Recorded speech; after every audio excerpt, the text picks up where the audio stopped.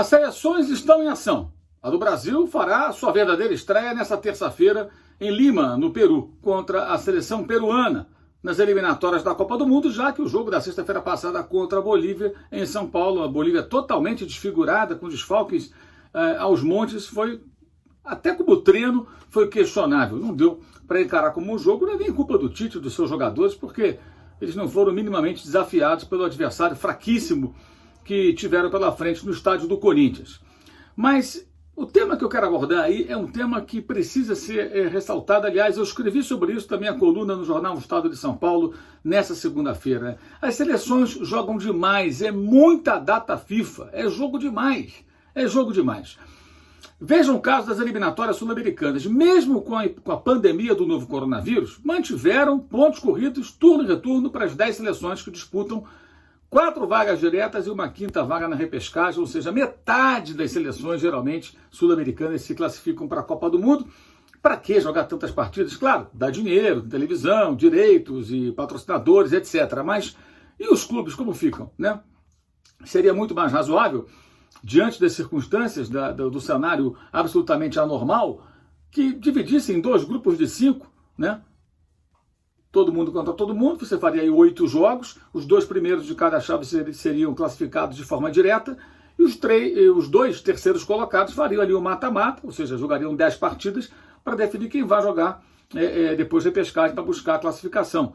Seria muito mais leve, ao invés de 18 jogos para cada seleção, teríamos 8, no máximo 10. Olha como ele aliviaria a vida também dos clubes que fornecem jogadores para as seleções. Enfim, mas isso dificilmente vai acontecer, cada um pensando no seu, e os clubes são subservientes. Mas veja, por exemplo, a gravidade da situação quando os jogadores se machucam a serviço das seleções. O Flamengo vai ficar sem o Arrascaeta no jogo. Não jogaria agora, evidentemente, contra o Goiás nessa terça-feira, porque estaria jogando no Equador pela seleção do Uruguai. Ele se machucou, uma lesão muscular que é leve, ao que tudo indica. Então, 10, 15 dias aí parado. Mas poderia, de repente, jogar na quinta-feira contra o Red Bull Bragantino. Não vai jogar. Poderia jogar domingo contra o Corinthians em São Paulo. Não vai jogar. Poderia jogar contra o Júnior Barranquilla na outra quarta-feira pela Libertadores. Não vai jogar. Talvez jogue contra o Internacional na outra rodada. Vejamos aí o que vai acontecer, né? Ou contra o Atlético Paranaense pela Copa do Brasil. É o desfalque provocado por uma seleção, né? Isso é terrível, né? Pior ainda, Santiago Arias, jogador do Atlético de Madrid, emprestado ao Bayer Leverkusen, que no jogo entre Colômbia e Venezuela, sexta-feira passada, sofreu essa fratura aí que você está vendo. Gravíssima, lesão horrorosa. 6 a 8 meses parado, talvez até mais, dependendo aí da sua recuperação. Então, um atleta que é do Atlético de Madrid, emprestado ao Bayer da Alemanha, ao Bayer Leverkusen, fica parado um tempão. Aí as pessoas falam, não, mas aí a seleção, a federação local, a confederação paga os salários. Não adianta pagar salário. O clube não contrata o jogador para que alguém pague os seus salários e não possa utilizá-lo.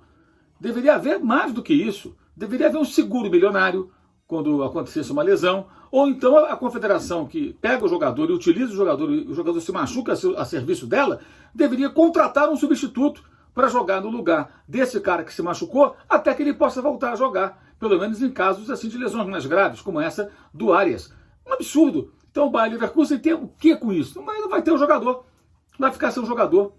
E a seleção da Colômbia vai lá e faz o quê? Convoca um outro jogador da posição dele para a próxima rodada de eliminatórias, ou para jogos amistosos, ou o diabo que for, nessas datas FIFA, né? O caso agora, joga o Nandes, provavelmente no lugar do Arrascaeta, jogador do Boca, bom jogador. Então o técnico Oscar Tabares, lá do Uruguai, não podendo contar com o Arrascaeta, coloca outro jogador. Qual o problema? É só convocar, especialmente quando você dirige uma seleção cujos jogadores, nascidos naquele país, são, digamos assim, bons de bola em quantidade.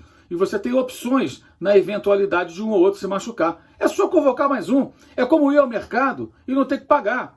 Você vai lá, pega uma bebida, quebrou, pega outra. Né? Não tem problema. Pegou um produto, levou para casa, estourou a validade e você não consumiu aquele produto, vai no mercado, pega outro, não paga nada. Né? Faça-me um favor, né? E pagar o salário, eventualmente, quando dá uma lesão, é muito pouco. Tem gente que defende esse absurdo. Eu acho o seguinte, futebol é prioritariamente clube, não seleção. Clube, não seleção. E só de um tempo que as seleções jogavam muito menos.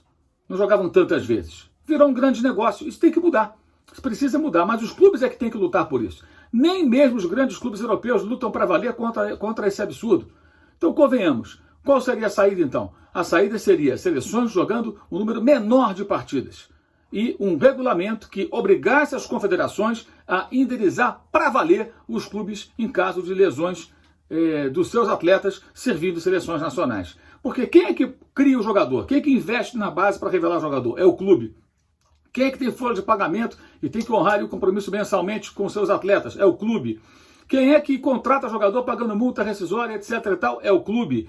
Quem é que banca o jogador? Tem que ter uma estrutura de recuperação do atleta, com fisioterapeutas, médicos e outros profissionais, com equipamentos, com toda aquela estrutura, né, de academia, de fisioterapia e etc. e tal, estrutura médica. Quem é que tem que ter todo esse investimento para recuperar seus jogadores? É o clube. E a seleção faz o quê? A seleção pega os caras, monta um time, vai lá, joga, ganha um dinheiro e devolve. Quando devolve inteiro, opa, graças a Deus, alívio. E quando devolve machucado? Repito, o caso do Arrascaeta nem é grave. É bom até citar só para ilustrar um caso que envolve um clube aqui do Brasil. Mas o caso do Arias, o que os caras na Alemanha têm a ver com isso? Vão ficar sem um jogador? Mas a seleção da Colômbia, para ela, tudo bem. Lamenta, né? Uma pena que aconteceu, realmente, vamos lamentar, né? E convoca outro jogador para a posição, a vida segue, o clube... Na verdade, na prática é o seguinte, o clube que se dane. É isso que acaba acontecendo. Pense um pouco sobre isso. Saudações.